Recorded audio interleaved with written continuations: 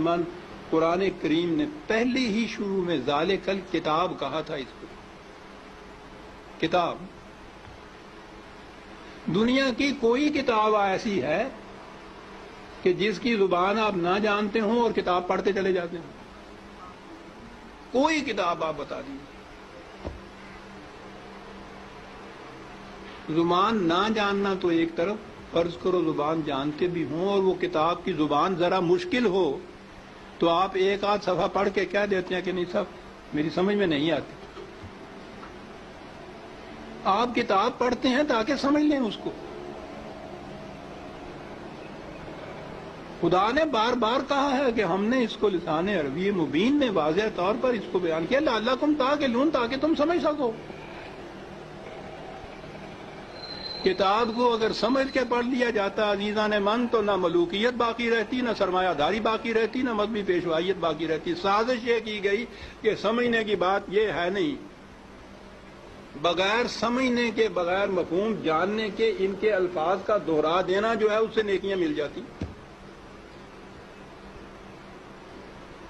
ایسا چکر دیا کہ کتاب کا سمجھنا جو تھا، سمجھنا کتاب کا بے معنی ہو گیا.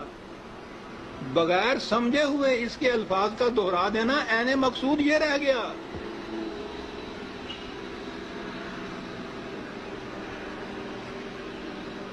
اعلیٰ سے اعلیٰ درجے کی کسی طبیب، حکیم کی، فلاسفر کی نسخوں کی کتاب، ہر مرض کا نسخہ جہاں لکھا ہو اس کے اندر، آپ اس کو سمجھے نہیں اس زبان کو اور وہ نسخے زبانی یاد کر لیں اور صبح اٹھ کے ان کو نسخوں کو رٹتے رہیں، شام تک بولتے رہیں. کچھ پتہ نہ ہو آپ کو کہ سونف کسے کہتے ہیں، ترنجبین کیا ہوتی ہے،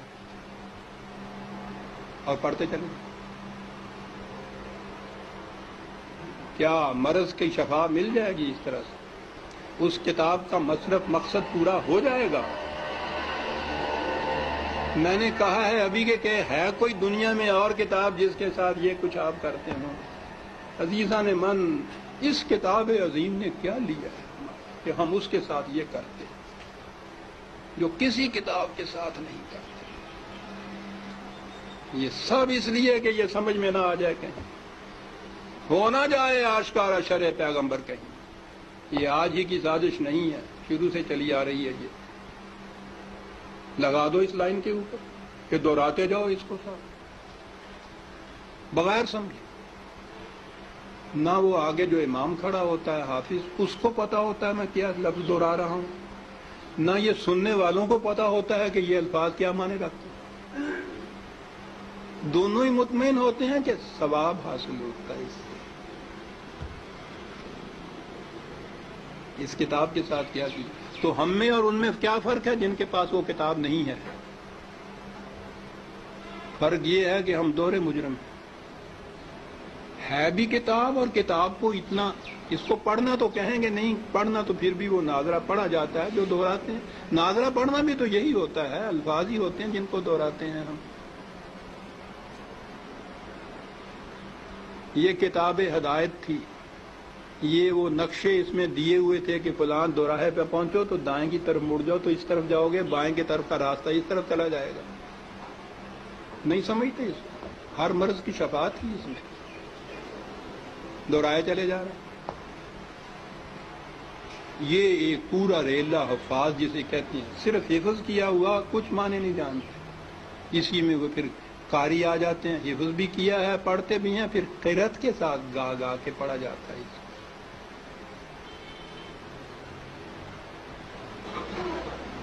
قانون کی کتاب گا کے پڑھنے کی.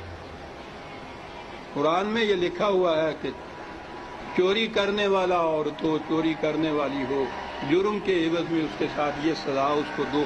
اب اس کو آپ گاتے چلے جائیے قانون کو.